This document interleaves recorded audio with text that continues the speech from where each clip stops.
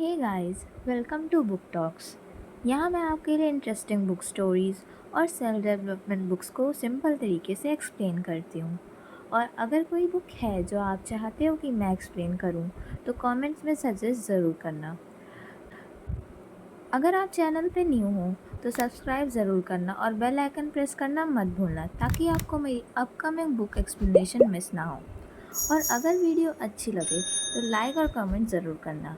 So let's start today's book. Hello everyone, आज की video में मैं एक्सप्लेन करने वाली हूँ एक बहुत ही फेमस और इंस्पायरिंग बुक द अल्केमिस्ट, जो लिखी है पाउलो कोएल्हो ने। ये बुक एक फ़िलोसॉफ़िकल फ्रिक्शन सेल्फ डिस्कवरी टाइप की स्टोरी है, जिसमें एक लड़के की जर्नी दिखाई गई है जो अपने ड्रीम्स को फॉलो करता है। इस बुक का मेन मैसेज है कि अगर आप सच में किसी चीज़ को दिल से चाहते हो तो पूरी यूनिवर्स आपको उसे अचीव करने में हेल्प करती है। अब चलिए स्टार्ट करते हैं बुक की प्रोलॉग से। इस पैराग्राफ में बताया गया है कि एक अल्केमिस्ट कारवान के साथ सफ़र कर रहा होता है। कारवान का मतलब होता है लोगों का एक बड़ा झुंड जो रेगिस्तान में साथ साथ सफ़र करते हैं। उस कारवान में किसी व्यक्ति के पास एक किताब होती है। अल्केमिस्ट वही किताब उठाकर पन्ने पलटने लगता है। जब वह किताब पढ़ रहा होता है तब उसे एक नार्सिसुस नाम के एक लड़के की कहानी मिलती है। अल्केमिस्ट पहले तो उस नार्सिसुस की पुरानी कहानी जानता है। कहानी के मुताबिक नार्सिसुस एक बहुत ही सुंदर युवा लड़का था। वह हर एक दिन झील के पास जाकर घुटनों के बल बैठता था और पानी में अपनी परछाई को देखता रहता था। वो अपनी सुंदरता से इतना ज़्यादा प्रभावित था कि उसे बस खुद को ही देखना इतना पसंद था। एक दिन जब वो हमेशा की तरह झील के पास अपनी परछाई देख रहा था, तब वह अचानक झील में गिर गया और डूब के उसकी मौत हो गई। जहाँ पर नार्सिसुस गिरा था उस जगह एक फूल उग गया और उस फूल का नाम नार्सिसुस फ्लावर पड़ गया। लेकिन किताब का एक लेखक इस कहानी को थोड़ा अलग तरीके से ख़त्म करता है। जब नार्सिसुस मर गया तब जंगल की देवियाँ वहाँ आईं। उन्होंने देखा कि झील पहले मीठा पानी रखती थी, अब वो नमकीन आंसुओं से भरी हुई है, जैसे वो रो रही हो। देवियों ने झील से पूछा, तुम क्यों रो रही हो? झील ने जवाब दिया, मैं नार्सिसुस के लिए रो रही हूँ। देवियों ने बोला कि ये तो स्वाभाविक है क्योंकि नार्सिसुस बहुत सुंदर था और तुम ही तो थी जो उसे सबसे करीब से देख पाती थी जब वो तुम्हारे किनारे बैठकर अपनी सुंदरता को देखता था। लेकिन तब झील एक अजीब सी बात कहती है। वो पूछती है, क्या नार्सिसुस सुंदर था? देवियाँ हैरान हो जाती हैं और कहती हैं, तुमसे ज़्यादा कौन जानता होगा, वो तो हर दिन तुम्हारे किनारे बैठकर अपने आप को देखता था। कुछ देर तक झील चुप रहती है, फिर वो कहती है, मैं नार्सिसुस के लिए रो रही हूँ, लेकिन मैंने ये कभी ध्यान ही नहीं दिया कि वो सुंदर था। इस पैराग्राफ में बताया गया है कि लड़के का नाम सेंटियागो है। शाम हो रही होती है जब सेंटियागो अपनी भेड़ों के झुंड के साथ एक पुराने और छोड़े हुए चर्च तक पहुंचता है। उस चर्च की छत बहुत पहले गिर चुकी होती है और जहां पहले चर्च का एक कमरा हुआ करता था, वहां अब एक बहुत बड़ा पेड़ उग गया है। सेंटियागो डिसाइड करता है कि वो रात वहीं गुजारेगा। सबसे पहले वो अपनी सारी भेड़ों को चर्च के टूटे हुए गेट से अंदर ले आता है। फिर वो गेट के आगे लकड़ी के पत्ते प्लैंक्स रख देता है ताकि रात में कोई भेड़ बाहर ना चली जाए। उस जगह पर भेड़ियाँ नहीं होते, लेकिन एक बार रात में भेड़ भटक गई थी और सेंटियागो को अगले पूरे दिन ढूंढना पड़ा था, इसलिए अब वो ज़्यादा सावधान रहता है। फिर सेंटियागो अपनी जैकेट से ज़मीन साफ करता है और वहीं लेट जाता है। जिस बुक को वो अभी पढ़ कर ख़त्म कर चुका होता है उसे वो तकिया बना लेता है। वो सोचता है कि अगली बार उसे थोड़ी मोटी बुक्स पढ़नी चाहिए क्योंकि वो ज़्यादा दिन चलती हैं और तकिए के लिए भी ज़्यादा कंफर्टेबल होती हैं। जब वो सुबह उठता है तब भी अंधेरा होता है। वो ऊपर देखता है और टूटी हुई छत से आसमान के तारे दिखाई देते हैं। वो सोचता है कि काश वो थोड़ी देर और सो पाता। उस रात उसने वही सपना देखा था जो एक हफ्ते पहले भी उसने देखा था, लेकिन फिर से सपना ख़त्म होने से पहले ही उसकी आँख खुल गई। फिर सैंटियागो उठता है, अपनी लकड़ी की लाठी क्रूक उठाता है और सो रही भेड़ों को जगाने लगता है। उसने नोटिस किया था कि जैसे ही वो उठता है, उसकी ज़्यादातर भेड़ें भी उठने लगती हैं। उसे लगता है कि कोई अजीब सी एनर्जी उसकी ज़िंदगी को भेड़ों की ज़िंदगी से जोड़ रही हो। पिछले 2 सालों से वो इन्हीं भेड़ों के साथ रह रहा था। उन्हें अलग-अलग जगहों पे ले जाकर खाना और पानी ढूँढता था। वह धीरे से कहता है, ये भेड़ें मेरी आदत बन चुकी है, इन्हें मेरा रूटीन पता है। लेकिन फिर वो थोड़ी देर सोचता है और रियलाइज़ करता है कि शायद उल्टा भी हो सकता है। शायद वो खुद की भेड़ों के रूटीन की आदत हो गई हो। यानी अब उसकी ज़िंदगी और भेड़ों की ज़िंदगी एक दूसरे से जुड़ सी गई है। जब सैंटियागो अपनी भेड़ों को जगाता है, तो कुछ भेड़ें जल्दी उठ जाती हैं, लेकिन कुछ को उठने में थोड़ा टाइम लगता है। तब सैंटियागो अपनी लाठी क्रूक से उन्हें हल्का सा धक्का देता है और एक-एक भेड़ को नाम से बुलाता है।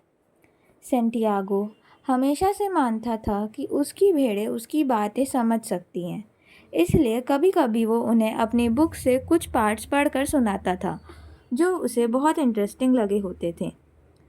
कभी वो उन्हें बताता था कि एक शेफ़र्ड की ज़िंदगी में कभी कितना अकेलापन होता है, कभी कितनी खुशी मिलती है जब वो खेतों और पहाड़ों में घूमता था। कभी-कभी वो उन्हें उन गाँव की बातें भी बताता था जहाँ से वो गुज़रता था और वहाँ उनसे क्या-क्या देखा। लेकिन पिछले कुछ दिनों से वो भेड़ें सिर्फ एक चीज़ के बारे में बात कर रहा था कि एक लड़की के बारे में। वो लड़की एक व्यापारी की बेटी थी जो उस गांव में रहती थी। सैंटियागो लगभग 4 दिन बाद वहीं पहुंचने वाला था। सैंटियागो उस गांव में सिर्फ एक बार गया था। पिछले साल वहां एक दुकानदार था जिसका कपड़ों और रोज़मर्रा का सामान का दुकान था, ड्राई गुड शॉप्स। वो दुकानदार हमेशा चाहता था कि भेड़ों की वूल उसके सामने ही काटी जाए ताकि कोई धोखा ना दे सके उसे। सैंटियागो के एक दोस्त ने उसे उस दुकान के बारे में बताया था, इसलिए वो अपनी भेड़ें वहाँ ले गया। सैंटियागो ने दुकानदार से कहा, मुझे कुछ ऊन बेचनी है। उस वक्त दुकान में बहुत भीड़ थी, इसलिए दुकानदार ने सैंटियागो से कहा कि वो दोपहर तक इंतज़ार करे। जब सैंटियागो दुकान की सीढ़ियों पर बैठ गया और अपने बैग से एक बुक निकाल कर पढ़ने लगा, तभी उसके पीछे एक लड़की की आवाज़ आई। उस लड़की ने हैरानी से कहा, मुझे नहीं पता था कि शेफर्ड भी पढ़ना जानते हैं। वो लड़की एंडोनेशिया के रीजन की टिपिकल लड़की थी, जिसके लंबे काले बाल थे और आंखें ऐसी थी जो मूरिश विजेताओं की याद दिलाती थी। जब लड़की ने पूछा कि शेफर्ड पढ़ना कैसे जानता है, तब सैंटियागो मजाक में कहता है, अक्सर मैं अपनी भेड़ों से बुक से ज़्यादा सीखता हूँ। फिर लगभग 2 घंटे तक दोनों बात करते रहते हैं। लड़की उसे बताती है कि वो मर्चेंट की बेटी है और गांव की ज़िंदगी के बारे में बताती है। वो कहती है कि गांव में हर दिन बिल्कुल एक जैसा होता है, कुछ नया या एक्साइटिंग नहीं होता है।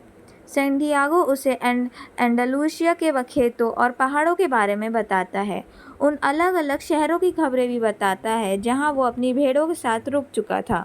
उसके लिए भेड़ों से बात करने से ज़्यादा अच्छा लग रहा था, क्योंकि वो अभी किसी इंसान से बात कर रहा था। थोड़ी देर बाद लड़की पूछती है, तुमने पढ़ना कैसे सीखा? सैंटियागो जवाब देता है, जैसे सब सीखते हैं, स्कूल में। तब लड़की हैरानी से पूछती है, अगर तुम पढ़ लिख सकते हो, फिर तुम एक शेफर्ड क्यों हो? इस सवाल पर सैंटियागो थोड़ा उलझन में पड़ जाता है। ऐसा जवाब देता है जिससे वो उसके सवाल को सीधा जवाब ना देना पड़े। उसे लगता है कि लड़की शायद उसकी बात समझ नहीं पाएगी, क्योंकि उसकी ज़िंदगी गांव में ही बीती है और उसने दुनिया नहीं देखी है। फिर भी सैंटियागो अपनी यात्राओं की कहानियाँ सुनाता रहता है। लड़की की चमकती हुई आंखें कभी डर से और कभी हैरानी से बड़ी हो जाती हैं जब वो उसकी कहानियाँ सुनती है। जैसे जैसे वक्त बीत रहा होता है, सैंटियागो को लगने लगता है कि काश ये दिन कभी ख़त्म ना हो। वो चाहता है कि लड़की का पिता दुकान में बिजी रहे और उसे 3 दिन तक इंतज़ार करना पड़े ताकि वो लड़की के साथ और बात कर सके। उस वक्त सैंटियागो को एक नई फीलिंग महसूस होती है, उसने पहले कभी नहीं की। एक एक ही जगह हमेशा रहने की इच्छा। उसे लगता है कि अगर वो इस काले बालों वाली लड़की के साथ रहे तो उसकी ज़िंदगी बिल्कुल अलग और खुश हो सकती है। लेकिन थोड़ी देर बाद मर्चेंट आ जाता है। वो सेंटियागो से कहता है, 4 भेड़ों की ऊन काट दो। सेंटियागो ऊन काट देता है। मर्चेंट उसे ऊन के पैसे दे देता है और कहता है, अगले साल फिर वापस आना। इसी तरह सेंटियागो की उस लड़की से पहली मुलाकात ख़त्म हो जाती है, लेकिन वो लड़की उसके दिमाग में रह जाती है। अब सेंटियागो को सिर्फ 4 दिन बाद उसी गांव वापस जाना था, जहां वो पिछले साल मर्चेंट की बेटी से मिला था। इस बात से वो एक्साइटेड भी था और थोड़ा बेचैन भी। उसे लग रहा था कि शायद वो उसे भूल चुकी होगी, क्योंकि बहुत सारे शेफर्ड उस गांव से गुजरते हैं और अपनी ऊन बेचने आते हैं। वो अपनी भेड़ों से कहता, कोई बात नहीं, मुझे भी और जगहों पर लड़कियां मिल सकती हैं। लेकिन दिल के अंदर वो जानता था कि ये बात सच में मैटर करती है। वो सोचता है कि शेफर्ड्स, समुंदर में काम करने वाले लोग और घूम घूम कर सामान बेचने वाले लोग, सबकी ज़िंदगी ऐसी होती है। कभी ना कभी उन्हें किसी शहर में ऐसा इंसान मिल ही जाता है जो उन्हें आज़ाद घूमने की ज़िंदगी भुला दे। सुबह हो रही होती है और सेंटियागो अपनी भेड़ों को सूरज की तरफ ले जाता है। वो सोचता है कि भेड़ों को कभी कोई फैसला नहीं लेना पड़ता, इसलिए वो हमेशा उसके पास रहती हैं। भेड़ों को सिर्फ खाना और पानी की चिंता होती है। जब तक सेंटियागो उन्हें अंडालूसिया के सबसे अच्छे चारागाह ढूंढ कर देता रहेगा, तब तक वो उसके साथ खुश रहेंगी। उनकी ज़िंदगी हर दिन बिल्कुल एक जैसी होती है। सुबह से शाम तक उन्होंने कभी कोई किताब नहीं पढ़ी, और जब सेंटियागो उन्हें शहरों की बातें बताता है तो वो उसे समझ भी नहीं पाती। उन्हें बस खाना और पानी मिल जाए, वही उनके लिए काफ़ी है। बदले में वो सेंटियागो को ऊन देती हैं, उसका साथ देती हैं और कभी कभी अपना मांस भी। सेंटियागो एक अजीब सी बात पूछता है और वो सोचता है कि अगर आज वो दरिंदा बन जाए और एक एक भेड़ों को मारना शुरू कर दे, तो भेड़ों को कब तक पता भी नहीं चलेगा, जब तक झुंड की ज़्यादा भेड़ें मर ना जाएं। वो सोचता है कि भेड़ें उस पे बहुत ज़्यादा भरोसा करती हैं, और जब अब उन्होंने अपनी खुद की सोच और इंस्टिंक्ट्स पर भरोसा करना लगभग छोड़ दिया है, क्योंकि सेंटियागो ही उन्हें खाना पानी तक ला के देता था। अपने ही थॉट्स पर सेंटियागो थोड़ा हैरान हो जाता है। वो सोचता है कि शायद वो पुराना चर्च जिसके अंदर से पेड़ उग गया था, उसे उसे थोड़ा डरावना या भूतिया हो, क्योंकि वही जगह थी जहां उसने 2 बार सपना देखा था और अब वो अपनी भेड़ों पर गुस्सा महसूस कर रहा था। रात के बचे हुए वाइन का थोड़ा सा घूंट पीता है और अपनी जैकेट को कस कर पहन लेता है। उसे पता था कि कुछ घंटों बाद जब सूरज बिल्कुल ऊपर आ जाएगा, तब इतनी ज़्यादा गर्मी होगी कि वो भेड़ों को खेतों में नहीं चला पाएगा। गर्मियों में स्पेन में दोपहर का टाइम ऐसा होता है जैसे लगभग में सब लोग सो जाते हैं, क्योंकि गर्मी बहुत ज़्यादा होती है। ये गर्मी रात तक रहती है और इतने टाइम तक सेंटियागो को अपनी जैकेट उतार कर चलना पड़ता है। एक पल के लिए वो सोचता है कि जैकेट का बोझ कितना ज़्यादा है, लेकिन फिर उसे याद आता है कि सुबह की ठंड से बचने में जैकेट ने उसकी मदद की थी। तब वो सोचता है कि ज़िंदगी में बदलाव के लिए हमेशा तैयार रहना चाहिए। इसीलिए वो जैकेट को बोझ और उसकी गर्मी के लिए शुक्रगुजार महसूस करता है। जैसे जैकेट का एक पर्पज़ है, वैसे ही सेंटियागो का भी एक पर्पज़ है। उसे लगता है कि उसकी ज़िंदगी का मकसद सफ़र करना है। 2 साल तक एंडलुसिया के अलग अलग रास्तों पर चलने के बाद अब वो वहाँ के लगभग सारे शहरों को जानता था। इस बार जब वो उस गांव में जाएगा तो वो मर्चेंट की बेटी को बताने का प्लान कर रहा था कि एक सिंपल शेफर्ड पढ़ना कैसे जानता है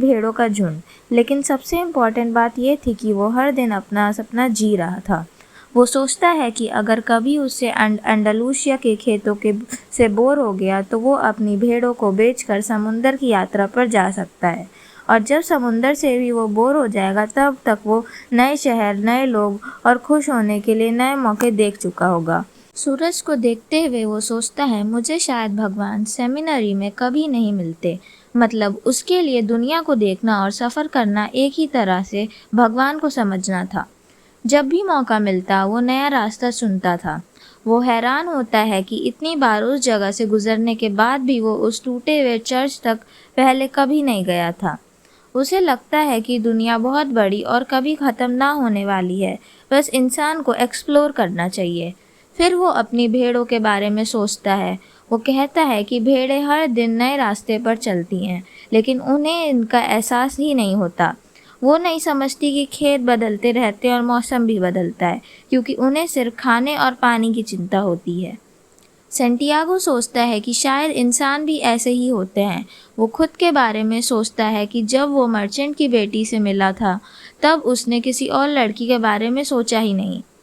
सूरज की पोजीशन देखकर वो अंदाज़ा लगाता है कि दोपहर से पहले वो तरीफा शहर पहुंच जाएगा। वहां जाकर वो अपनी बुक को एक मोटी बुक से बदलेगा, अपनी वाइन बॉटल भरेगा, दाढ़ी बनवाएगा, मुस्टैच और हेयर कट करवाएगा, क्योंकि वो लड़की से मिलने के लिए खुद को तैयार करना चाहता था। वो ये सोचकर थोड़ा परेशान भी हो जाता है कि कहीं कोई दूसरा शेफर्ड जिसके पास ज़्यादा भेड़ हो, उससे पहले वहाँ पहुंचकर लड़की से शादी की बात ना कर ले। तब वो एक इम्पॉर्टेंट बात सोचता है, ज़िंदगी इंटरेस्ट के लिए होती है, क्योंकि सपने सच होने की पॉसिबिलिटी होती है। जल्दी चलने लगते हुए उसे अचानक याद आता है कि तरीफा में एक बुढ़ी औरत रहती है जो सपनों का मतलब बताती है, और यहीं से स्टोरी का नेक्स्ट इम्पॉर्टेंट पार्ट शुरू होने वाला है। सेंटियागो को अपने घर के पीछे एक छोटे से कमरे में ले जाती है। उस कमरे में और बाहर के रूम के बीच में रंग बिरंगी मोतियों का एक पर्दा लगा होता है।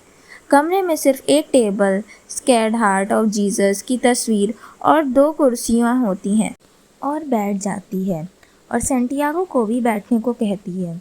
फिर वो उसके दोनों हाथों को अपने हाथों में पकड़ लेती है, धीरे धीरे प्रार्थना करने लगती है। उसकी प्रार्थना जिप्सी लोगों की प्रार्थना जैसी लगती है। सेंटियागो पहले भी सफ़र के दौरान जिप्सी से मिल चुका था। वो भी घूमते रहते हैं, लेकिन उनके पास भेड़ों का झुंड नहीं होता था। लोगों के बीच ये बात मशहूर थी कि जिप्सीज दूसरों को धोखा देते हैं, शैतान से समझौता करते हैं और बच्चों को उठाकर अपने कैंप्स में ले जाकर गुलाम बना देते हैं। बचपन में सेंटियागो इन्हीं कहानियों से बहुत डरता था, और जब बुढ़ी औरत ने उसके हाथ पकड़े तो उसका वही पुराना डर वापस आ गया। लेकिन फिर उसने कमरे में लगी जीसस की तस्वीर देखी और खुद को शांत करने की कोशिश की। वो नहीं चाहता था कि उसके हाथ कांपे और औरत को पता चल जाए कि वो डर रहा है, इसलिए वो अपने मन ही मन प्रार्थना अवर फादर बोलने लगता है। औरत उसके हाथों को देखते हुए कहती है, बहुत इंटरेस्टिंग, और फिर चुप हो जाती है। सेंटियागो और ज़्यादा नर्वस हो जाता है। उसके हाथ सच में कांपने लगते हैं। वो जल्दी से अपने हाथ वापस खींच लेता है और कहता है, मैं यहाँ हाथ दिखाने नहीं आया। उसे तुरंत लगता है कि शायद यहाँ आना गलती थी। वो सोचता है, पैसे देकर बिना कुछ जाने ही चला जाना बेहतर होगा, क्योंकि शायद वो अपने सपने को ज़्यादा इम्पोर्टेंस दे रहा है। तब बुढ़ी औरत कहती है, तुम यहाँ अपने सपने का मतलब जानने आए हो। सपने भगवान की भाषा होते हैं। वो समझाती है कि अगर भगवान आम भाषा में बात करे तो वो उसका मतलब बता सकती है, लेकिन अगर भाषा आत्मा की हो तो उसका मतलब सिर्फ वही इंसान समझ सकता है जिसे सपना आया है। फिर वो कहती है, फीस तो वो फिर भी लेगी। सेंटियागो सोचता है कि शायद ये भी एक चाल है, लेकिन फिर वो रिस्क लेने से डिसाइड करता है। वो सोचता है शेफर्ड की ज़िंदगी ही रिस्क लेने वाली होती है, कभी भेड़ियों का कतरा, कभी सूखा, और यही ज़िंदगी एक्साइटिंग बनती है। फिर वो अपना सपना बताना शुरू करता है। वो कहता है कि उसने एक ही सपना 2 बार देखा। सपने में वो अपनी भेड़ों के साथ एक खेत में होता है। तब तक एक छोटा बच्चा आता है और भेड़ों के साथ चल खेलने लगता है। सेंटियागो को लोगों का भेड़ों के पास आना जाना पसंद नहीं होता है, क्योंकि भेड़ें अजनबी लोगों से डर जाती हैं, लेकिन बच्चे हमेशा बिना डराए उनके पास खेल लेते हैं।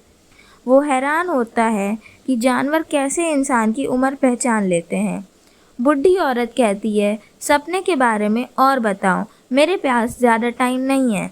जब सेंटियागो थोड़ा परेशान होकर आगे बताता है कि बच्चा काफ़ी देर तक भेड़ों के साथ खेलता रहा और फिर अचानक उसने सेंटियागो के दोनों हाथ पकड़े और सीधा इजिप्ट के पिरामिड्स तक ले गया। सबसे पहले बुढ़ी औरत कहती है, मैं अभी तुमसे कोई पैसे नहीं लूँगी, लेकिन अगर तुम्हें खजाना मिल गया तो उसका 10वां हिस्सा मुझे देना होगा। ये सुनकर सैंटियागो हंस पड़ता है, क्योंकि उसे खुशी होती है कि उसका थोड़ा सा पैसा बच जाएगा। वो सोचता है कि सिर्फ एक सपने की वजह से उसे पैसे नहीं देने पड़ेंगे। फिर सैंटियागो कहता है, अच्छा अब मेरे सपने का मतलब बताओ। औरत कहती है, पहले कसम खाओ कि अगर तुम्हें खजाना मिला तो उसका 10वां हिस्सा मुझे दोगे। सैंटियागो कसम खा लेता है। औरत उसे फिर से कसम खिलवाती है और कहती है कि जीसस की तस्वीर को देखकर कसम खाओ। फिर वो कहती है, ये सपना दुनिया की भाषा में है। वो समझती है कि वो इसका कोई मतलब बता सकती है, लेकिन ये सपना समझना थोड़ा मुश्किल है, इसलिए वो खजाने का एक हिस्सा लेना चाहती है। उसकी व्याख्या ये होती है, तुम्हें इजिप्ट के पिरामिड्स तक जाना होगा। मैं कभी उनके बारे में नहीं सुना, लेकिन अगर सपने में एक बच्ची ने तुम्हें वहाँ दिखाया है तो वो जगह सच में होगी। वहीं तुम्हें एक खजाना मिलेगा जो तुम्हें अमीर बना देगा। ये सुनकर सैंटियागो पहले हैरान होता है, फिर थोड़ा गुस्सा भी हो जाता है। वो सोचता है कि ये बात तो वो बिना बुढ़ी औरत के पास आए बिना समझ सकता था। वो कहता है, मैंने इस बात के लिए अपना टाइम वेस्ट कर दिया।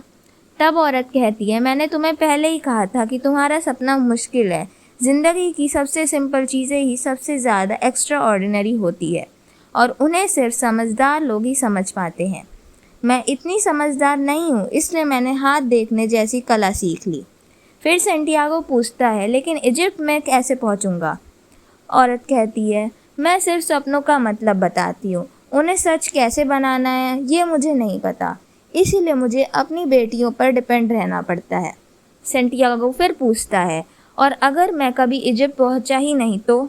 औरत कहती है, तो मुझे कुछ नहीं मिलेगा, ऐसा पहली बार नहीं होगा। इसके बाद सैंटियागो से वो कहती है कि अब जाओ, क्योंकि उसने उस पर ऑलरेडी बहुत टाइम वेस्ट कर दिया था। सैंटियागो थोड़ा डिसअपॉइंटेड हो जाता है और डिसाइड करता है कि अब वो सपनों पर भरोसा नहीं करेगा। फिर उसे याद आता है कि उसे और काम करने हैं। वो मार्केट जाता है कुछ खाने के लिए, अपनी बुक्स को एक और ज़्यादा मोटी बुक से एक्सचेंज करता है और फिर प्लाजा में एक बेंच पर बैठ जाता है जहां वो अपनी नई खरीदी हुई वाइन टेस्ट लेता है। यानी अब सैंटियागो थोड़ा कंफ्यूज है, सपने को सीरियसली ना लेने का डिसीजन कर लेता है। दिन बहुत गर्म था और सैंटियागो जो वाइन पी रहा था वो ठंडी और रिफ्रेशिंग लग रही थी। उसकी भेड़ें शहर के गेट के पास एक स्टेबल में थी जो उसके दोस्त का था। सैंटियागो शहर में काफ़ी लोगों को जानता था, इसी वजह से उसे ट्रैवल करना पसंद था, क्योंकि हर जगह वो नए दोस्त बना लेता था। लेकिन उसके पास हमेशा रहना ज़रूरी नहीं था। वो सोचता है कि जब कोई इंसान रोज़ एक ही लोगों के साथ रहता है, जैसे वो सेमिनरी में रहता था, तो वो लोग उसकी ज़िंदगी का परमानेंट हिस्सा बन जाते हैं। फिर वो चाहते हैं कि इंसान उनके हिसाब से बदले, और अगर कोई उनकी एक्सपेक्टेशन के मुताबिक नहीं बदलता तो लोग नाराज़ हो जाते हैं। सैंटियागो को लगता है कि दुनिया में हर किसी को पता होता है कि वो दूसरों के जैसे जीना कैसे चाहिए, लेकिन किसी को ये नहीं पता होता है कि खुद अपनी ज़िंदगी कैसे जीनी है। वो डिसाइड करता है कि जब तक सूरज थोड़ा नीचे नहीं चला जाता तब तक वो वेट करेगा। फिर अपनी भेड़ों को लेकर फील्ड्स की तरफ निकल जाता है। सिर्फ 3 दिन बाद वो मर्चेंट की बेटी से मिलने वाला था। टाइम पास करने के लिए वो नई खरीदी हुई बुक पढ़ना शुरू करता है। बुक्स के फर्स्ट पेज में एक दफनाने की सेरेमनी का डिस्क्रिप्शन होता है और उसमें लोगों का नाम इतने मुश्किल होते हैं कि उन्हें बोलना भी बहुत डिफ़िकल्ट लगता है। वो सोचता है कि अगर वो कभी बुक लिखेगा तो एक टाइम पर सिर्फ एक कैरेक्टर इंट्रोड्यूस करेगा, ताकि रीडर को सेम सारे नाम याद ना रखने पड़े। जब वो फाइनली ध्यान से पढ़ने लगता है तो उसे बुक अच्छी लगने लगती है। स्टोरी में बर्फीली ठंड का सीन होता है और गर्मी के दिन में भी बैठकर वो उस ठंड को इमेजिन करके अच्छा महसूस करता है। तभी एक बुढ़ा आदमी उसके पास आकर बैठ जाता है और बात करने की कोशिश करता है। वो प्लाजा में काम कर रहे लोगों की तरफ इशारा करके पूछता है, ये लोग क्या कर रहे हैं? सैंटियागो थोड़ा रूखा सा जवाब देता है, काम कर रहे हैं, जैसे वो पढ़ाई में बिजी हो और बात नहीं करना चाहता हो। लेकिन असल में वो पढ़ नहीं रहा होता, वो मर्चेंट की बेटी के बारे में सोच रहा होता है। वो इमेजिन करता है कि जब वो उसके सामने अपनी भेड़ों की ऊन काटेगा तो लड़की देखेगी कि वो मेहनती और कैपेबल लड़का है। उसने ये सीन अपने दिमाग में कई बार इमेजिन किया था। हर लड़की उसकी बात सुनकर इम्प्रेस हो जाती थी। जब वो एक्सप्लेन करता था कि भेड़ों की ऊन पीछे से आगे की तरफ काटी जाती है, वो ये भी सोचता है कि जब वो ऊन काट रहा होगा तब वो लड़की को इंटरेस्टिंग स्टोरी सुनाएगा। ज़्यादातर कहानियाँ उसने बुक्स में पढ़ी थी, लेकिन वो उन्हें ऐसे बताएगा जैसे वो खुद के एक्सपीरियंसेस हो। और उसे पता था कि लड़की को कभी सच पता नहीं चलेगा क्योंकि वो पढ़ना नहीं जानती थी। इस दौरान बुढ़ा आदमी बार बार सेंटियागो से बात करने की कोशिश करता रहता है। वो कहता है कि वो थका हुआ और प्यासा है और उसने सेंटियागो से पूछा है कि क्या वो उसकी वाइन की एक सिप ले सकता है। सेंटियागो उसे बॉटल दे देता है, इस उम्मीद में कि शायद अब वो चुप हो जाएगा और उसे अकेला छोड़ देगा। लेकिन बुढ़ा आदमी बात करना चाहता था। वो सेंटियागो से पूछता है कि वो कौन सी बुक पढ़ रहा है। सेंटियागो का मन करता है कि वो थोड़ा रूड हो जाए और दूसरी बेंच पर चला जाए, लेकिन उसके फादर ने उसे दूसरों की रिस्पेक्ट करना सिखाया था, खासकर बुजुर्ग लोगों की। इसलिए वो बुक उस आदमी को दे देता है। उसको 2 रीज़न थे। पहला, सेंटियागो खुद भी बुक का टाइटल सही से प्रोनाउंस नहीं कर पा रहा था। दूसरा, वो सोचता है कि अगर बुढ़ा आदमी पढ़ना नहीं जानता होगा तो शायद शर्मिंदगी की वजह से वो खुद ही बेंच पे से चला जाएगा। बुढ़ा आदमी बुक को हर तरफ से देखते हुए कहता है, ये एक इम्पॉर्टेंट बुक है लेकिन काफ़ी इरिटेटिंग है। ये सुनकर सेंटियागो शॉक हो जाता है क्योंकि इसका मतलब था बुढ़ा आदमी पढ़ना जानता है और शायद ये बुक पहली बार पढ़ चुका है। और अगर बुक इरिटेटिंग है तो वो इसे सेंटियागो के पास अभी भी टाइम है तो वो इसे किसी और बुक को चेंज कर ले। फिर बुढ़ा आदमी समझता है कि दुनिया की ज़्यादातर बुक्स एक ही बात कहती हैं। ये बुक्स बताती हैं कि लोग अपनी ज़िंदगी का असल पर्पस चूज़ नहीं कर पाते, जिससे वो पर्सनल रिजेंट कहता है। फिर वो कहता है कि आखिर में सब लोग दुनिया का सबसे बड़ा झूठ मान लेते हैं। सेंटियागो हैरान होकर पूछता है, दुनिया का सबसे बड़ा झूठ क्या है? बुढ़ा आदमी जवाब देता है, सबसे बड़ा झूठ ये है कि एक वक्त ऐसा आता है जब हम अपनी ज़िंदगी पर कंट्रोल खो देते हैं और फिर हमारी हिम्मत सिर्फ किस्मत के हिसाब से चलती है। सेंटियागो तुरंत कहता है कि उसके साथ ऐसा कभी नहीं हुआ। लोग चाहते थे कि वो प्रीस्ट बने, लेकिन उसने खुद डिसाइड किया कि वो शेफर्ड बनेगा। बुढ़ा आदमी मुस्कुरा कर कहता है, ये बहुत अच्छा डिसीजन था क्योंकि तुम्हें सच में ट्रैवल करना पसंद है। सेंटियागो अपने मन में सोचता है कि ये बुढ़ा आदमी मेरे दिमाग की बात कैसे जान गया। तब तक बुढ़ा आदमी सेंटियागो की बुक को आराम से पलट पलट कर देख रहा होता है, जैसे उसे वापस देने की कोई जल्दी ही नहीं हो। सेंटियागो उसके कपड़ों पर ध्यान देता है और नोटिस करता है कि वो थोड़े अजीब लग रहे हैं, बिल्कुल एक अरब आदमी जैसे। ये वहाँ अनयूजुअल नहीं था क्योंकि तरीफा से अफ्रीका सिर्फ कुछ घंटों की ही डिस्टेंस पर था। बस एक छोटी सी स्ट्रेट को बोट से क्रॉस करना पड़ता था। इसी वजह से अरब्स अक्सर शहर में आ जाते थे, शॉपिंग करते और दिन में कई बार अपनी अलग तरह की प्रेयर्स पढ़ते। फिर सेंटियागो पूछता है, आप कहाँ से हो? बुढ़ा आदमी जवाब देता है, मैं बहुत सी जगहों से हूँ। सेंटियागो तुरंत कहता है, कोई भी इंसान बहुत सी जगहों से नहीं हो सकता। वो बताता है कि खुद एक शेफर्ड है, बहुत गर्म, बहुत घूम चुका है, लेकिन उसका जन्म सिर्फ एक जगह हुआ है, एक पुराने कैसल के पास वाले शहर में। तब बुढ़ा आदमी कहता है, ठीक है, फिर कह सकते हो कि मेरा जन्म सलेम में हुआ है। सेंटियागो सलेम का नाम की जगह को पता नहीं होता, लेकिन वो पूछता भी नहीं क्योंकि उसे डर होता है कि कहीं वो बेवकूफ़ ना लगे। वो थोड़ी देर प्लाजा में लोगों को देखने लगता है। सब लोग आते जाते रहते हैं और सब अपने काम में बिजी लगते हैं। फिर सेंटियागो दोबारा पूछता है, सलेम कैसा है? बुढ़ा आदमी सिंपल सा जवाब देता है, जैसे हमेशा से था वैसा ही है।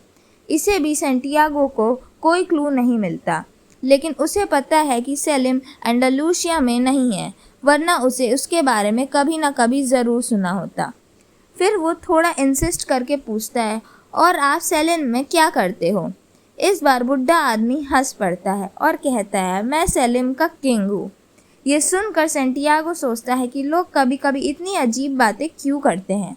उसे लगता है कि कभी कभी भेड़ों के साथ रहना ज़्यादा अच्छा है क्योंकि वो कुछ नहीं बोलती, और उसे भी अच्छा है कि बुक्स के साथ रहना क्योंकि बुक्स अपनी स्टोरीज तब सुनाती हैं जब तुम सुनना चाहते हो।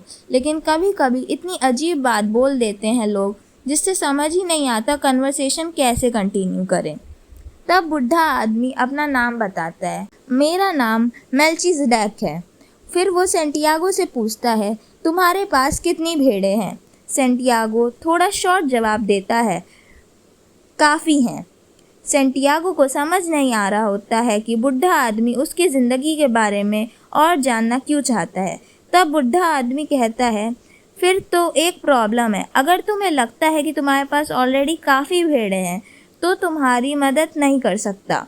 सैंटियागो अब थोड़ा इरिटेट हो जाता है क्योंकि उसने बुढ़े आदमी से कोई हेल्प नहीं मांगी थी। बात तो बुढ़े आदमी ने शुरू की थी जब उसने सैंटियागो से वाइन मांगी थी। इसलिए सैंटियागो कहता है, मेरी बुक वापस दो। जब मुझे अपनी भेड़ें इकट्ठी करनी है और यहाँ से निकलना है। तब बुढ़ा आदमी कहता है, अगर तुम अपनी भेड़ों को 10वां हिस्सा मुझे दे दो तो मैं तुम्हें बताऊंगा कि छुपा हुआ खजाना कैसे ढूंढना है।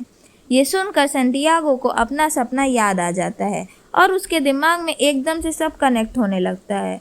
वो सोचता है कि बुढ़ी औरत ने उसे पैसे नहीं लिए, लेकिन शायद ये बुढ़ा आदमी उसका पति है जो किसी तरह से पैसे कमाने की कोशिश कर रहा है, और एक ऐसी इन्फॉर्मेशन के बदले जो शायद सच भी ना हो। सैंटियागो को लगता है कि शायद ये एक जिप्सी ही है, लेकिन सैंटियागो कुछ बोल नहीं पाता। उससे पहले ही बुढ़े आदमी आगे झुकता है, एक लकड़ी उठाता है और प्लाजा की रेट में कुछ लिखने लगता है। जब वो लिख रहा होता है तब उसके सीने से एक बहुत तेज चमक निकलती है, इतनी ब्राइट सैंटियागो की आंखें कुछ पल के लिए अंधी सी हो जाती है। वो चमक इतनी स्ट्रांग होती है कि सैंटियागो थोड़ी देर के लिए कुछ देख ही नहीं पाता है। फिर बुढ़ा आदमी बहुत जल्दी से अपनी केप से उस चमक को कवर कर देता है। जब सैंटियागो की नज़र वापस नॉर्मल होती है तब वो नीचे रेत में लिखी हुई चीज़ पढ़ता है और वो देखता है उसे वो बिल्कुल शॉक हो जाता है। रेत में लिखा होता है उसके पापा का नाम, उसकी माँ का नाम, उस सेमिनरी का नाम जहाँ वो पढ़ा था, मर्चेंट की बेटी का नाम जिसका नाम सैंटियागो खुद भी नहीं पता था, और उसमें कुछ ऐसी बातें भी लिखी होती है जो सैंटियागो ने कभी किसी को नहीं बताई। ये देखकर सैंटियागो को समझ आने लगता है कि ये बुढ़ा आदमी कोई नॉर्मल इंसान नहीं है। उसके पास कोई राज या स्पेशल नॉलेज है जो दूसरों के बारे में सब कुछ जान सकती है। बुढ़ा आदमी पहले ही कह चुका था, मैं सेलिम का किंग हूँ। ये सुनकर सैंटियागो हैरान होकर पूछता है, एक किंग एक शेफर्ड से क्यों बात करेगा? बुढ़ा आदमी जवाब देता है कि इसके कई रीज़न्स है, लेकिन सबसे इम्पॉर्टेंट रीज़न ये है कि सैंटियागो ने अपनी पर्सनल लेजेंड डिस्कवर कर ली थी। सैंटियागो को समझ नहीं आता कि पर्सनल लेजेंड क्या होती है। तब बुढ़ा आदमी समझाता है कि पर्सनल लेजेंड वो चीज़ है जो इंसान को अपनी ज़िंदगी में सच में अचीव करना चाहता है, यानी उसका असली सपना या पर्पस। वो कहता है कि जब लोग यंग होते हैं तब सबको क्लियरली पता होता है कि उनकी पर्सनल लेजेंड क्या है। उस टाइम सब कुछ पॉसिबल लगता है। लोग सपने देखने से नहीं डरते और जो चाहते हैं उसे पाने की इच्छा रखते हैं। लेकिन जैसे जैसे टाइम गुजरता है एक मिस्टीरियस फोर्स आती है जो लोगों को कन्विंस करने लगती है कि उनके सपने कभी पूरे नहीं हो सकते। सैंटियागो को बुढ़े आदमी की बात ज़्यादा समझ नहीं आती, लेकिन वो मिस्टीरियस फोर्स के बारे में जानना चाहता है। उसे लगता है कि अगर वो बात मर्चेंट की बेटी को बताएगा तो वो इम्प्रेस हो जाएगी। तब बुढ़ा आदमी कहता है कि वो फोर्स नेगेटिव लगती है, लेकिन एक्चुअली वो इंसान को उसकी पर्सनल लेजेंड अचीव करने के लिए प्रिपेयर करती है। वो इंसान के स्पिरिट और विल पावर को स्ट्रॉन्ग बनाती है। फिर वो एक बहुत इम्पॉर्टेंट बात कहता है, इस दुनिया का एक बड़ा सच ये है कि जब तुम दिल से किसी चीज़ को चाहते हो तो वो डिज़ायर यूनिवर्स की सोल से आता है और वो तुम्हारी अर्थ पर मिशन बन जाता है। सेंटियागो पूछता है, अगर किसी को सिर्फ ट्रैवल करना हो या किसी मर्चेंट की बेटी से शादी करनी हो तब भी? बुढ़ा आदमी कहता है, हाँ तब भी, या फिर खजाना ढूंढना हो तब भी। वो समझता है कि सोल ऑफ द वर्ल्ड लोगों की हैप्पीनेस, अनहैप्पीनेस, जेलसी और एनवी सबसे नरिश्ड होती है, लेकिन अपनी पर्सनल लेजेंड को फॉलो करना ही इंसान की सबसे बड़ी रिस्पॉन्सिबिलिटी है। फिर वो एक फेमस लाइन कहता है, जब तुम सच में किसी चीज़ को चाहते हो तो पूरा यूनिवर्स तुम्हें उसे पाने में मदद करता है। कुछ देर दोनों चुप रहकर प्लाजा और लोगों को देखते रहते हैं। फिर बुढ़ा आदमी पूछता है, तुम शीप क्यों पालते हो? सेंटियागो कहता है, क्योंकि मुझे ट्रैवल करना पसंद है। तब बुढ़ा आदमी प्लाजा के एक कोने पर खड़े बेकर की तरफ इशारा करता है और कहता है कि जब वो बेकर बचपन में था तब वो भी ट्रैवल करना चाहता था, लेकिन उसने पहले बेकरी खोलने और पैसा जमा करने का डिसीजन लिया। वो सोचता है कि जब वो बुढ़ा हो जाएगा तब अफ्रीका ट्रैवल करेगा, लेकिन बुढ़ा आदमी कहता है कि उसने कभी ये रियलाइज़ ही नहीं किया कि इंसान अपनी लाइफ के किसी भी टाइम पर अपने सपने फॉलो कर सकता है। सेंटियागो कहता है, उस बेकर को शेफर्ड बन जाना चाहिए था। बुढ़ा आदमी कहता है, उसने ये सोचा था, लेकिन सोसाइटी में बेकर को शेफर्ड से ज़्यादा इम्पोर्टेंट समझा जाता है। बेकर के पास घर होते हैं जबकि शेफर्ड्स खुले आसमान के नीचे सोते हैं। इसी वजह से पेरेंट्स चाहते हैं कि उनके बच्चे बेकर्स बने या उनसे शादी करें, शेफर्ड से नहीं। ये सुनकर सेंटियागो के दिल में थोड़ा दर्द होता है, क्योंकि उसे मर्चेंट की बेटी याद आ जाती है और वो सोचता है कि उसके टाउन में शायद कोई बेकर भी होगा जो उससे शादी कर सकता है। बुढ़ा आदमी कहता है कि आगे चलकर लोग शेफर्ड्स और बेकर्स के बारे में जो सोचते हैं वो उनके खुद की पर्सनल लेजेंड से ज़्यादा इम्पोर्टेंट हो जाता है। मतलब लोग अपने सपनों को फॉलो करने के बजाय सोसाइटी की एक्सपेक्टेशंस को ज़्यादा इम्पोर्टेंस देने लगते हैं। फिर बुढ़ा आदमी अपनी बुक पढ़ता है और एक पेज पर रुकता है। सेंटियागो वेट करता है और फिर उसे इंटरप्ट करता है, जैसे कि वो खुद से पहले इंटरप्ट हुआ था। सेंटियागो पूछता है, ये सब मुझे क्यों बता रहे हो? बुढ़ा आदमी कहता है, क्योंकि तुम अपनी पर्सनल लेजेंड अचीव करने की कोशिश कर रहे हो और तुम अभी उससे गिव अप करने वाले हो। तब मैं तुम्हारे सामने अपीयर होता हूँ। वो समझता है कि वो हमेशा इस फॉर्म में नहीं आता, कभी सॉल्यूशन की फॉर्म में, कभी गुड आइडिया बनकर और कभी क्रूशियल मोमेंट पर चीज़ें ईजी कर देता है। फिर वो एग्जाम्पल देता है, एक माइनर पत्थर के अंदर एमरल्ड ढूंढने वाला 5 साल तक रिवर के सारे स्टोन्स चेक कर रहा था और एमरल्ड नहीं मिल रहा था। माइनर ऑलमोस्ट गिव अप करने वाला था। बुढ़ा आदमी उस सिचुएशन में इन्वॉल्व होता है और एक स्टोन के फॉर्म ले लेता है जो माइनर के पास रोल होके आ जाता है। माइनर अपनी फ्रस्ट्रेशन में स्टोन को थ्रो करता है और वो एक स्टोन को तोड़ देता है जिसमें सबसे ब्यूटीफुल एमरल्ड होता है। बुढ़ा आदमी कहता है, लोग अपनी लाइफ के अर्ली एज में अपना रीज़न फॉर बीइंग जानते हैं, शायद इसी वजह से वो इतनी जल्दी गिव अप कर देते हैं, लेकिन लाइफ ऐसे नहीं चलती है। सेंटियागो बुढ़े आदमी को याद दिलाता है कि उसने हिडन ट्रेजर के बारे में बात भी की थी। बुढ़ा आदमी कहता है, ट्रेजर को फ्लोइंग वाटर की फोर्स से अनकवर करती है और वही करंट्स उसे बरी करते हैं। अगर तुम ट्रेजर ढूंढना चाहते हो तो मुझे अपनी फ्लॉक का 1/10वां हिस्सा देना पड़ेगा। सेंटियागो पूछता है, और मेरा 1/10 ऑफ ट्रेजर? बुढ़ा आदमी थोड़ा डिसअपॉइंटेड लगता है और कहता है, अगर तुम पहले ही प्रॉमिस कर दोगे जो तुम्हारे पास अभी तक नहीं है तो तुम्हारा डिज़ायर ख़त्म हो जाएगा। सेंटियागो कहता है कि उसने ऑलरेडी जिप्सी को 1/10 ऑफ ट्रेजर प्रॉमिस कर दिया है। बुढ़ा आदमी कहता है, जिप्सीज एक्सपर्ट होते हैं लोगों को ये कराने में। वैसे भी ये सीख लेना चाहिए, अच्छा है लाइफ में सबका प्राइज़ होता है। ये वॉरियर्स ऑफ लाइट सिखाते हैं। यही वॉरियर्स ऑफ लाइट सिखाने की कोशिश करते हैं। फिर बुढ़ा आदमी बुक वापस सेंटियागो को देता है और कहता है, कल इस टाइम पर मुझे अपनी फ्लॉक का 1/10वां हिस्सा ले आओ।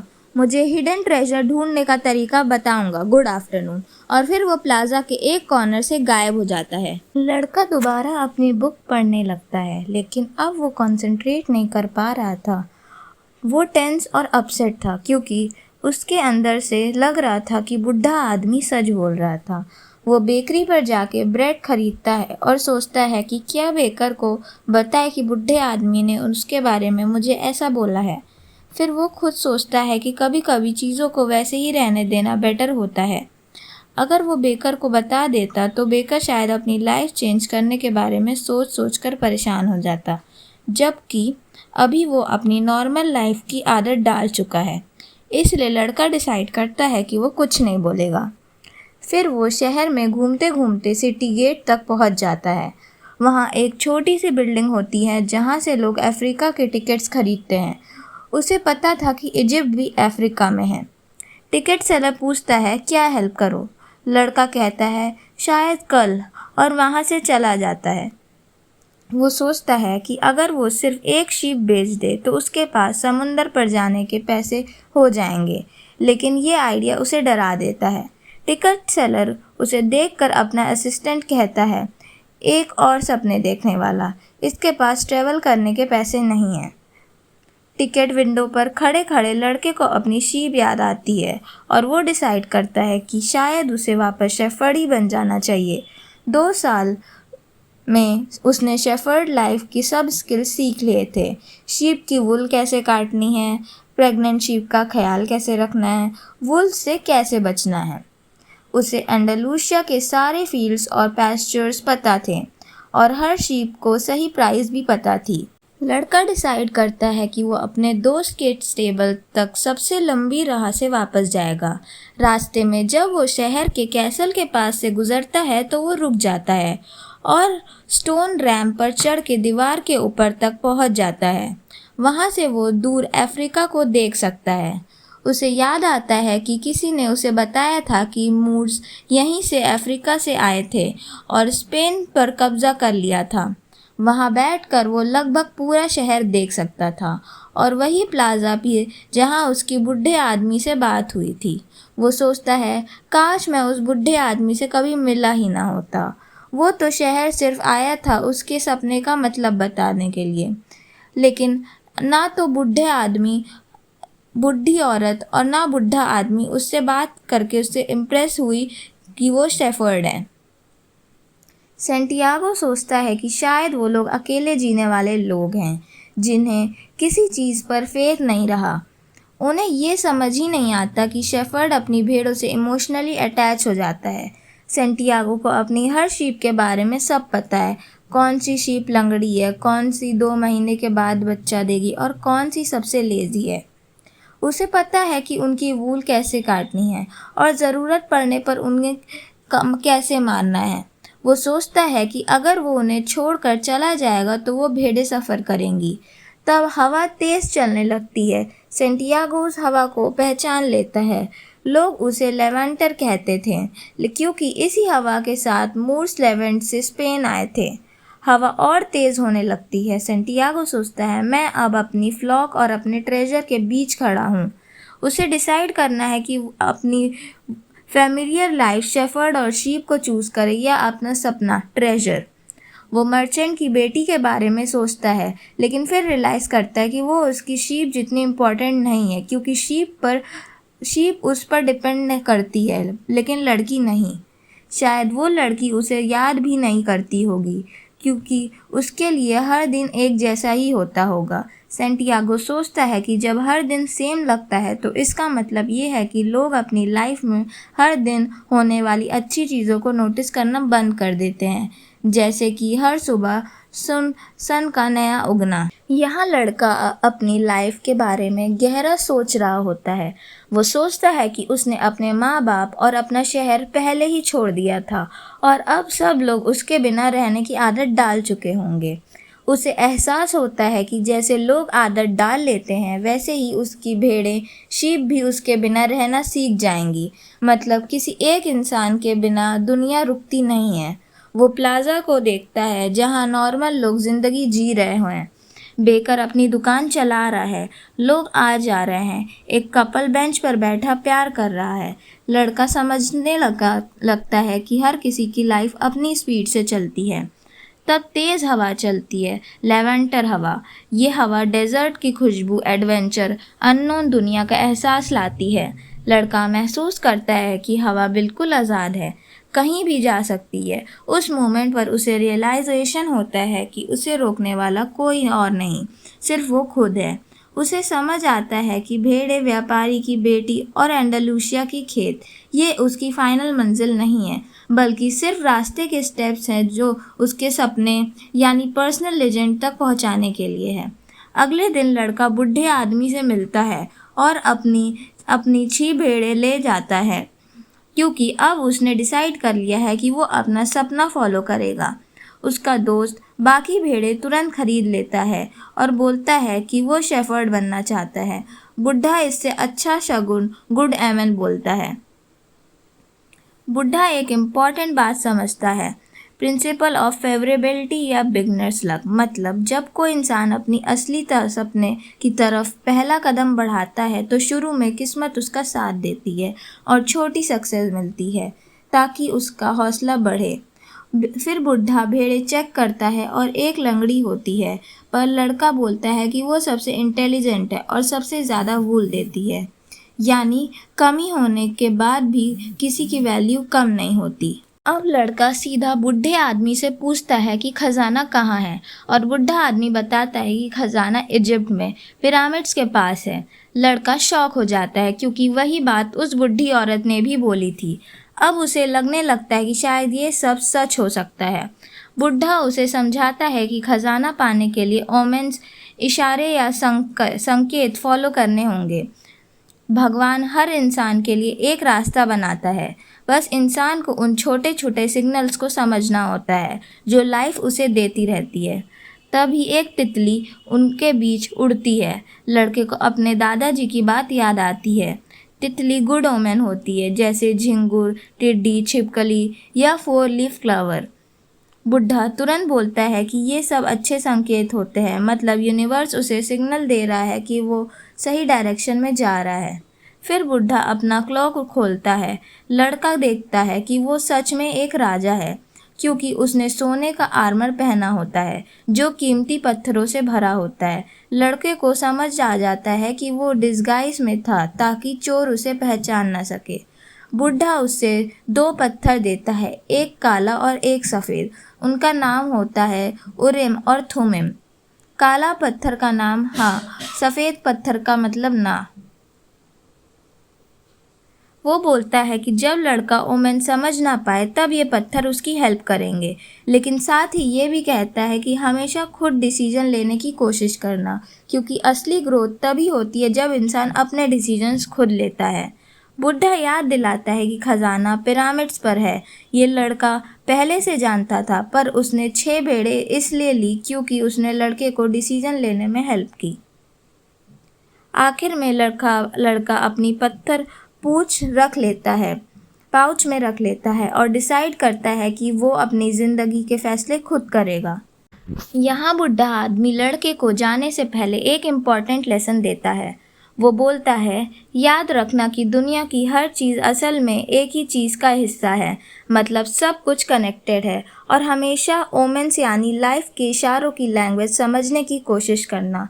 सबसे ज़रूरी बात, अपनी पर्सनल लेजेंड, अपना असली सपना या डेस्टिनी को एंड तक फॉलो करना, बीच में हार नहीं मानने। फिर वो कहानी को सुनाता है कि हैप्पीनेस का सीक्रेट समझाने के लिए एक दुकानदार अपने बेटे को दुनिया के सबसे बुद्धिमान आदमी के पास भेजता है ताकि वो खुशी के राज सीख सके। लड़का 40 दिन डेजर्ट में ट्रैवल करके एक सुंदर महल तक पहुंचता है जो पहाड़ के ऊपर होता है, लेकिन अंदर जाके वो सरप्राइज हो जाता है, वहाँ कोई शांत साधु आदमी नहीं होता। महल में बहुत हसल बसल होती है, लोग बात कर रहे होते हैं, व्यापारी आ जा रहे होते हैं, म्यूज़िक बज रहा होता है और टेस्टी खाने से भरी टेबल लगी होती है। वाइज मैन सबसे बात कर रहे होते हैं, इसलिए लड़के को 2 घंटे तक वेट करना पड़ता है। जब फाइनली उसकी बारी आती है तो वाइज मैन उसकी बात सुनता है और बोलता है कि अभी उसके पास हैप्पीनेस का सीक्रेट समझाने का टाइम नहीं है। वो लड़के को एक चम्मच देता है जिसमें तेल की बूंदें होती हैं और बोलता है, पैलेस घूम के आओ पर ध्यान रहे तेल गिरना नहीं चाहिए। लड़का पूरे महल में घूमता है पर उसकी नज़र सिर्फ स्पून पर होती है क्योंकि उसे तेल गिरने का डर होता है। 2 घंटे बाद जब वो वापस आता है, वाइस मैन पूछता है, क्या तुमने मेरे डाइनिंग हॉल के पर्शियन कार्पेट्स देखे? गार्डन जो 10 साल में बना था? लाइब्रेरी के ब्यूटीफुल डॉक्यूमेंट्स देखे? लड़का शर्मिंदा हो जाता है और बोलता है कि उसने कुछ नहीं देखा क्योंकि वो सिर्फ तेल बचाने में बिजी था। तब वाइस मैन बोलता है, तो वापस जाओ और मेरे महल की खूबसूरती देखो। किसी पर भरोसा तब तक नहीं कर सकते जब तक तुम उसकी दुनिया को समझो नहीं। लड़का थोड़ा रिलीफ फील करता है और स्पून लेकर दोबारा महल घूमने निकलता है। इस बार वो स्पून पर फोकस नहीं करता बल्कि पैलेस की सारी खूबसूरती ध्यान से देता है। सीलिंग्स, वॉल्स पर बनी आर्ट, सुंदर गार्डन, आसपास के पहाड़, फूलों की ब्यूटी और महल की हर छोटी चीज़ जो बहुत टेस्ट और केयर के साथ की गई है। 2 घंटे बाद जब वो वाइस मैन के पास वापस आता है तो एक्साइटेड होकर डिटेल्स में बताता है कि उसने क्या क्या देखा। तब वाइस मैन पूछता है, वो तेल की बूंदें कहाँ हैं जो तुमने दी थी? लड़का स्पून की तरफ देखता है, शॉक हो जाता है, तेल गिर चुका होता है। तब वाइस मैन उसे कहता है, मैं तुम्हें सिर्फ एक एडवाइस दे सकता हूँ। खुशी का सीक्रेट ये है कि दुनिया की सारी खूबसूरती देखो लेकिन स्पून में तेल की बूंदे को कभी मत भूलो। मतलब लाइफ में बैलेंस ज़रूरी है। दुनिया को एक्सप्लोर करो, एंजॉय करो लेकिन अपनी रिस्पॉन्सिबिलिटी और गोल्स कभी मत भूलो। शेफर्ड लड़का कुछ नहीं बोलता क्योंकि उसे स्टोरी का मतलब समझ आ गया होता है। उसे रियलाइज़ होता है कि एक शेफर्ड ट्रैवल कर सकता है और दुनिया देख सकता है लेकिन उसे अपनी भेड़ों की रिस्पॉन्सिबिलिटी नहीं भूलनी चाहिए। फिर ओल्ड किंग मेल्चीजेडेक लड़के के सर के ऊपर हाथ से कुछ अजीब जेस्चर करता है जैसे उसे ब्लेसिंग दे रहा हो। उसके बाद वो लड़के की भेड़ें लेकर वहाँ से चला जाता है। तारीफा से ऊपर एक पुराना फोर्ट है जो मूर्स ने बनाया था। वहाँ से अफ्रीका भी दूर से दिखाई देता है।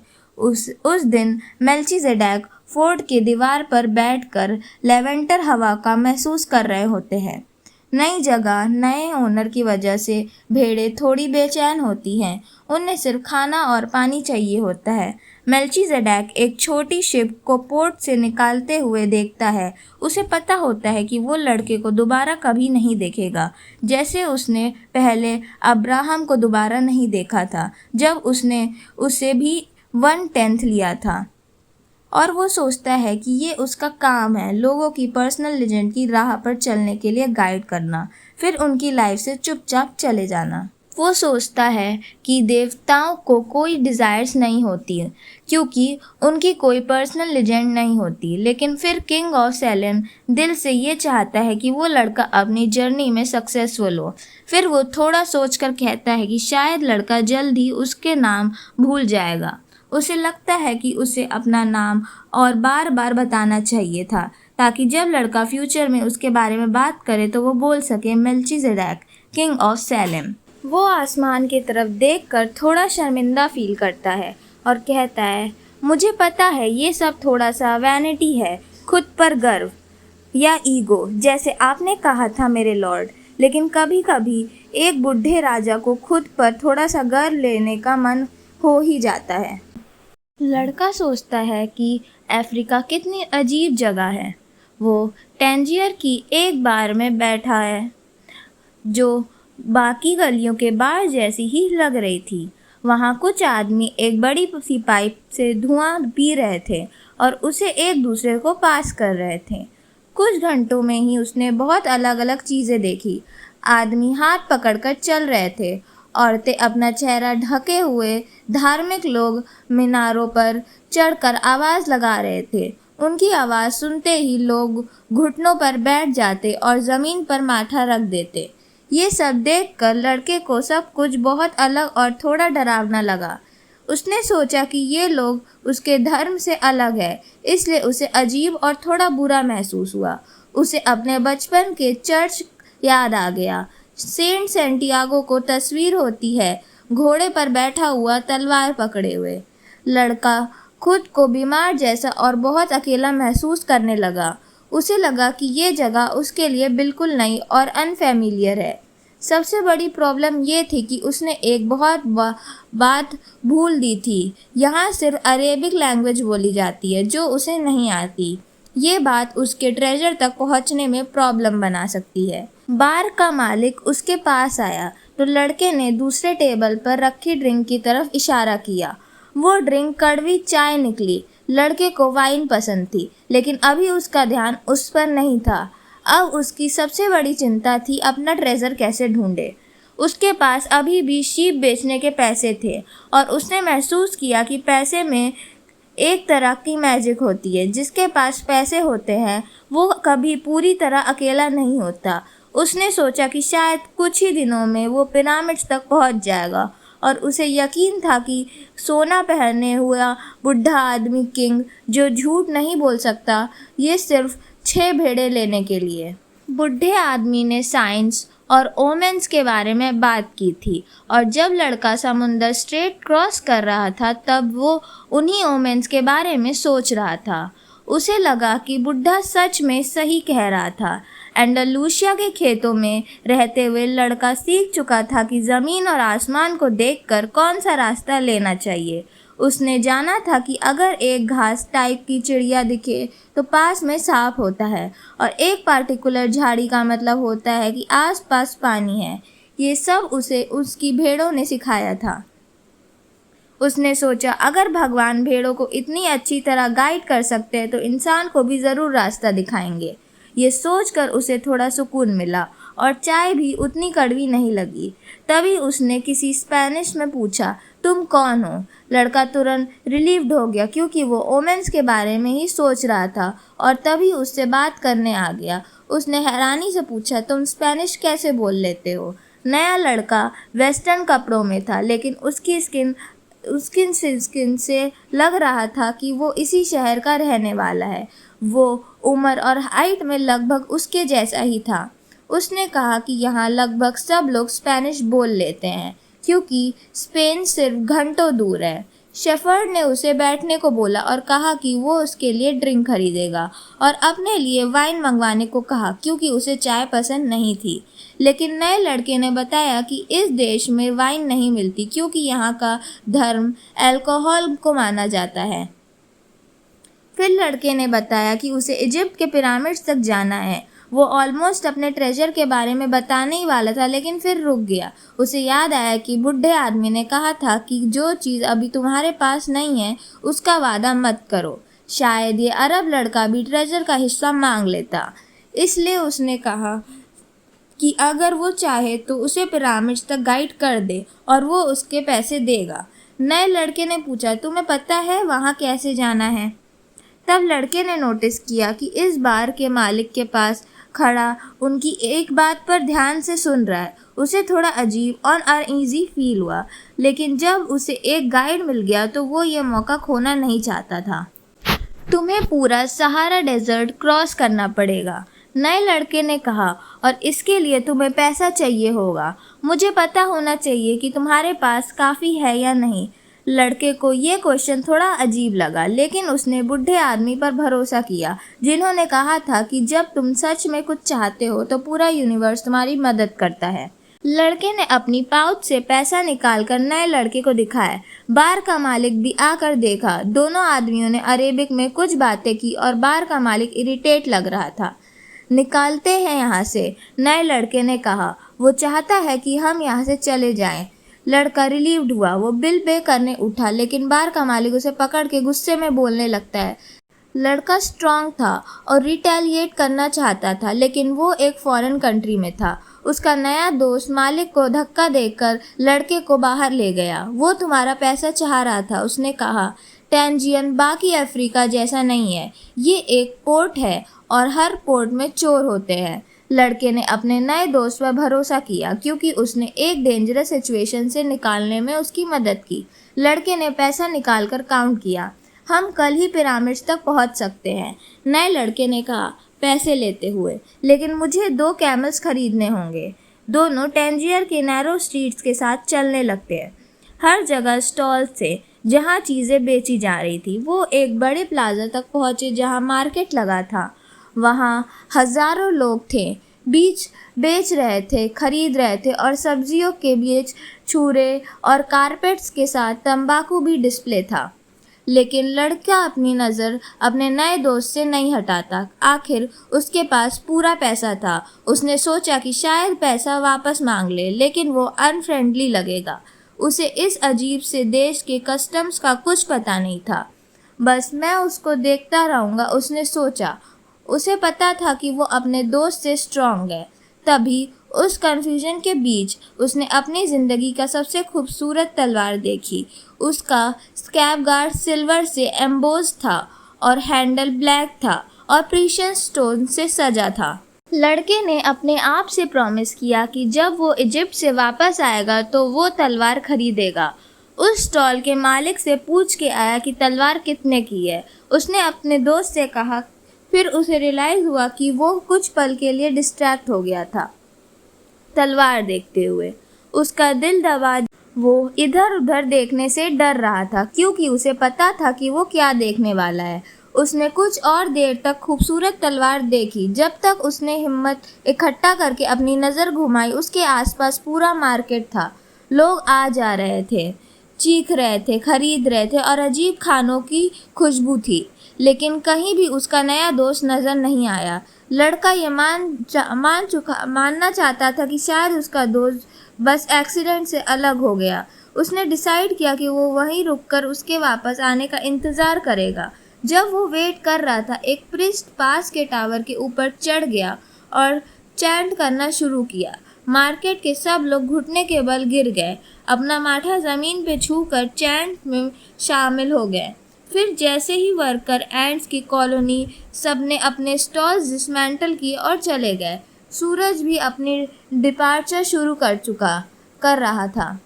लड़के उसकी ट्रैजेक्टरी देखकर जब तक वो वाइट हाउस के पीछे छुप गया, उसे याद आया कि जब सुबह सूरज था वो एक और कॉन्टिनेंट में था और अभी एक शेफर्ड था अपनी 60 शीप के साथ और एक लड़की से मिलने के लिए एक्साइटेड था। उस सुबह उसे पता था कि वो क्या खोने वाला है जब वो फैमिलियर फील्ड से गुजरता, लेकिन अब सूरज ढल रहा था। वो एक अलग देश में था, एक अजनबी जगह में जहाँ वो लैंग्वेज भी नहीं बोल सकता था। वो शेफर्ड नहीं था और उसके पास कुछ नहीं था। वापस जाने के लिए, सब कुछ दोबारा शुरू करने के लिए पैसा भी नहीं। ये सब सनराइज़ और सनसेट के बीच हो गया। लड़के ने सोचा। वो अपने लिए सॉरी फील कर रहा था और ये सोचकर उदास था कि उसकी ज़िंदगी इतनी जल्दी, इतनी ड्रास्टिकली चेंज हो गई। वो इतना शर्मिंदा था कि वो रोना चाहता था। उसने अपनी शीप के सामने भी कभी आंसू नहीं बहाए, लेकिन मार्केट प्लेस खाली था और वो घर से दूर था, इसलिए वो रोया क्योंकि उसके लगा कि गॉड अनफेयर है और क्योंकि यही तरीका था जिसे गॉड उन लोगों को रीपे करता है जो अपने ड्रीम्स में बिलीव करते हैं। जब मेरे पास मेरी शीप थी, मैं खुश था और मेरे आसपास के लोग भी खुश रखता था। लोग मुझे आते देखकर खुश होते और उसने सोचा, लेकिन अब मैं उदास और अकेला हूँ। मैं कड़वा और लोगों के पास डिस्ट्रस्टफुल हो जाऊँगा क्योंकि एक व्यक्ति ने मुझे बिट्रे किया। मैं उन लोगों से नफ़रत करूँगा जिन्होंने अपना ट्रेजर पा लिया क्योंकि मैंने अपना नहीं पाया, और जो थोड़ा बहुत मेरे पास है उसे मैं पकड़ के रखूँगा क्योंकि दुनिया को कॉन्कर करने के लिए बहुत इनसिग्निफिकेशन हूँ। उसने अपना पाउच खोला देखने के लिए कि उसके पोजेशंस में क्या बचा है। शायद शिप पर खाए गए सैंडविच का थोड़ा हिस्सा बचा हो, लेकिन सिर्फ उसने वो हैवी हुक और अपना जैकेट और 2 स्टोन्स देखे जो ओल्ड मैन ने दिए थे। जब उसने स्टोन्स को देखा, किसी वजह से उसे रिलीफ महसूस हुआ। उसने 6 शीप्स एक्सचेंज करके 2 प्रीशियस स्टोन्स लिए थे जो एक गोल्ड ब्रेस्ट प्लेट के लिए गए थे। वो स्टोन्स बेचकर रिटर्न टिकट खरीद सकता था, लेकिन इस बार स्मार्टर रहूँगा, लड़के ने सोचा, स्टोन्स को पाउच से निकालकर अपनी पॉकेट में डालते हुए। ये एक पोर्ट टाउन था और उसके फ्रेंड ने जो सच बताया था वो ये था कि पोर्ट टाउन्स चोरों से भरे होते हैं, और अब उसे समझ आया कि बार का ओनर इतना अपसेट क्यों था। वो उसे बता रहा था कि उस आदमी पर ट्रस्ट मत करो। मैं भी सबकी तरह मैं दुनिया को उस हिसाब से देखता हूँ जो मैं देखना चाहता हूँ, ना जो एक्चुअली होता है। उसने धीरे धीरे अपनी उंगलियों के स्टोन्स पर ऊपर चलाए, उनका टेम्परेचर महसूस किया और उनका सरफेस को टच किया। वो उसका ट्रेजर थे, बस उन्हें हाथ लगाना ही उसे बेटर फील करवा रहा था। वो उसे ओल्ड मैन की याद दिलाते थे। जब तुम चाहते हो पूरा यूनिवर्स तुम्हारी मदद में साजिश करता है, उसे पाने के लिए, वो बोला था। लड़का समझाने की कोशिश कर रहा था कि ओल्ड मैन ने जो कहा उसकी सच्चाई क्या है। वहाँ वो था, खाली मार्केट प्लेस, एक पैसा भी नहीं और रात भर के लिए कोई शीप भी नहीं बचाने को। लेकिन स्टोन्स ये प्रूफ थे कि उसने एक किंग से मुलाकात की थी, एक किंग जो लड़के के पास्ट को जानता था। ये उरिम और थुम्मिम कहलाते हैं और ये तुम्हें ओमेंस पढ़ने में मदद करेंगे। लड़के ने स्टोन्स को वापस पाउच में डाला और डिसाइड किया कि वो एक एक्सपेरिमेंट करेगा। ओल्ड मैन ने कहा था कि बिल्कुल क्लियर क्वेश्चंस पूछने चाहिए और इसके लिए लड़के को पता होना चाहिए कि वो क्या चाहता है। उसने पूछा कि क्या ओल्ड मैन का ब्लेसिंग अब भी उसके साथ है। उसने एक स्टोन निकाला, यस था। मैं अपना ट्रेजर पाने जा रहा हूँ क्या, उसने पूछा। उसके हाथ में पाउच डाला और स्टोन फील किया, लेकिन जैसे ही उसने टच किया दोनों स्टोन्स पाउच के होल से बाहर गिर गए। लड़के ने तभी नोटिस नहीं किया कि पाउच में होल है। उसने घुटनों के तक उरिम और थुम्मिम को उठाया और पाउच में वापस डाला, लेकिन जैसे ही वो ग्राउंड पर पड़े स्टोन्स को देखा और उसके दिमाग में एक बात आई, ओमेंस को पहचानो, उनका पालन करो। ओल्ड किंग ने कहा, एक ओमेन। लड़के ने खुद ही मुस्कुराते हुए स्टोन्स को उठाया, पाउच में वापस डाला। उसने होल मेंट करने का सोचा नहीं, स्टोन्स कभी भी गिर सकते थे। उसने सीख लिया था कि कुछ चीज़ें पूछनी नहीं चाहिए ताकि अपनी पर्सनल लेजेंड्स भाग ना जाए। मैंने प्रॉमिस किया था कि मैंने अपने डिसीजन खुद लूँगा, उसने खुद से कहा, लेकिन स्टोन्स ने बता दिया कि ओल्ड मैन अब भी उसके साथ है और इससे ज़्यादा कॉन्फिडेंस मिला। उसने दोबारा एम्प्टी प्लाजा को देखा, पहले से ज़्यादा डेस्परेट फील नहीं कर रहा था। ये कोई अजीब जगह नहीं थी, ये एक नई जगह थी। आखिर जो वो हमेशा चाहता था वो बस ये था कि नई जगह देखना। चाहे वो कभी पिरामिड्स नहीं पहुंचता, वो ऑलरेडी ज़्यादा दूर ट्रैवल कर चुका था, किसी भी शेफर्ड से ज़्यादा वो जानता था। ओह, अगर वो लोग जान पाते कि बस 2 घंटे की शिप में कितनी अलग चीज़ें हैं, उसने सोचा। हालांकि उसका नया वर्ल्ड अभी सिर्फ एक एम्प्टी मार्केट प्लेस था, लेकिन वो ऑलरेडी देख चुका था कि ये लाइफ भरा हुआ और वो इसे कभी नहीं भूलेगा। उसने स्वर्ड को याद किया, थोड़ा दुख हुआ सोचकर, लेकिन उसने कभी ऐसी स्वर्ड देखी थी पहले। इन सब बातों पर को सोचते हुए उसने रियलाइज़ किया कि उसे डिसाइड करना है कि वो खुद को एक चोरी का शिकार समझे या अपने ट्रेजर की तलाश में एक एडवेंचरर। मैं एक एडवेंचरर हूँ, ट्रेजर ढूंढ रहा हूँ, उसने ये कहा। किसी ने उसे जगा दिया और वो अचानक से होश में आया। वो मार्केट प्लेस के बीच में सो गया था और प्लाजा में ज़िंदगी वापस शुरू होने वाली थी। इधर उधर देखते हुए उसने अपनी शीप ढूंढी और फिर रियलाइज़ किया कि वो एक नए वर्ल्ड में है, लेकिन दुखी होने की बजाय वो खुश था। अब उसे शीप के लिए खाना और पानी नहीं ढूंढना था, वो अपने ट्रेजर की तलाश में जा सकता था। उसके पास एक भी पैसा नहीं था, लेकिन उसके पास फेथ था। उसने पिछली रात डिसाइड किया था कि वो उतना ही एडवेंचरर होगा जितना वो बुक्स में एडमायर करता था। वो धीरे धीरे मार्केट में चला। मर्चेंट्स अपने स्टॉल्स असेंबल कर रहे थे और लड़के ने एक कैंडी सेलर की मदद की उसका स्टॉल सेट करने में। कैंडी सेलर के चेहरे पर स्माइल थी, वो खुश था, अपनी ज़िंदगी को समझता था और एक दिन का काम शुरू करने के लिए रेडी था। उसकी स्माइल लड़कों को ओल्ड मैन की याद दिलाती है, वो मिस्टीरियस ओल्ड किंग जिसने उससे मुलाकात की थी। ये कैंडी मर्चेंट कैंडी है, इसलिए बिना बना रहा कि बाद में ट्रैवल करे या शॉपकीपर की बेटी से शादी करे। ये इसलिए कर रहा है क्योंकि ये वही चाहता है जो करना उसको पसंद है, लड़के ने सोचा। उसने रियलाइज़ किया कि वो भी वही कर सकता है जो ओल्ड मैन करता था। देखकर समझ सकता है कि कोई अपनी पर्सनल लेजेंड के करीब है या दूर, बस उनको देखकर। ये इजी है और मैंने पहले भी कभी नहीं किया, उसने सोचा। जैसे ही स्टॉल असेंबल हो गया, कैंडी सेलर ने लड़के को दिन का पहला स्वीट ऑफर किया। लड़के ने थैंक्स कहा, खाया और अपनी राह चला गया। थोड़ी दूर जाने के बाद उसे रियलाइज़ किया कि जब स्टॉल असेंबल हो रहा था तो एक अरेबिक बोली और दूसरे ने स्पेनिश बोली और उन्होंने एक दूसरे को परफेक्टली समझ लिया था। शायद एक ऐसी लैंग्वेज होगी जो वर्ड्स पर डिपेंड नहीं करती होगी। लड़के ने सोचा, मैंने ये एक्सपीरियंस ऑलरेडी अपनी शीप के साथ किया था और अब ये लोगों के साथ हो रहा है। वो बहुत सारी नई चीज़ें सीख रहा था। कुछ चीज़ें ऐसी थी जो उसने पहले एक्सपीरियंस की थी, मतलब नई नहीं थी, लेकिन वो पहले कभी परसीव नहीं कर पाया था। अब वो परसीव नहीं कर पाया क्योंकि वो उन चीज़ों की आदत हो गया था। उसने रियलाइज़ किया कि अगर ये लैंग्वेज बिना वर्ड्स के समझ सकता है तो दुनिया को भी समझ सकता है। रिलैक्स्ड और बिना जल्दी किए उसने डिसाइड किया कि वो टैंजियर की नैरो स्ट्रीट्स में वॉक करेगा। सिर्फ इसी तरह वो ओमेंस को पढ़ सकता है।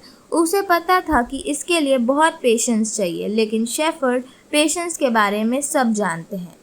एक बार फिर उसने देखा कि इस स्ट्रेंज लैंड में भी वो कहीं वही लेसन्स अप्लाई कर रहा है जो उसने शीप के साथ सीखे थे। All things are one, old man ने कहा था। क्रिस्टल मर्चेंट दिन के शुरू होने पर जाएगा और वही एंग्जाइटी फील की जो हर सुबह उसे होती थी।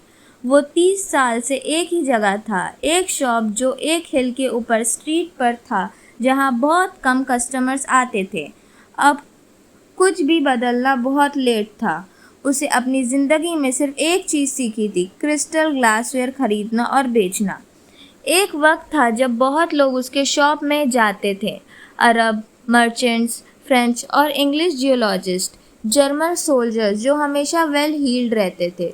उस वक्त क्रिस्टल बेचना बहुत वंडरफुल था। उसने सोचा था कि वो कितना रिच होगा और जैसे जैसे वो बड़ा होगा उसके पास खूबसूरत औरतें भी होंगी। लेकिन वक्त के साथ टैंजियर बदल गया। पास की सिटी क्वेटा ने टैंजियर से ज़्यादा तेज़ी से ग्रो किया और बिजनेस गिर गया। नेबर्स मूव ऑन हो गए। सिर्फ कुछ छोटी शॉप्स ही हिल पर बची रही और कोई भी हिल पे चढ़ के सिर्फ छोटी शॉप्स देखने नहीं आता। क्रिस्टल मर्चेंट के पास कोई चॉइस नहीं था।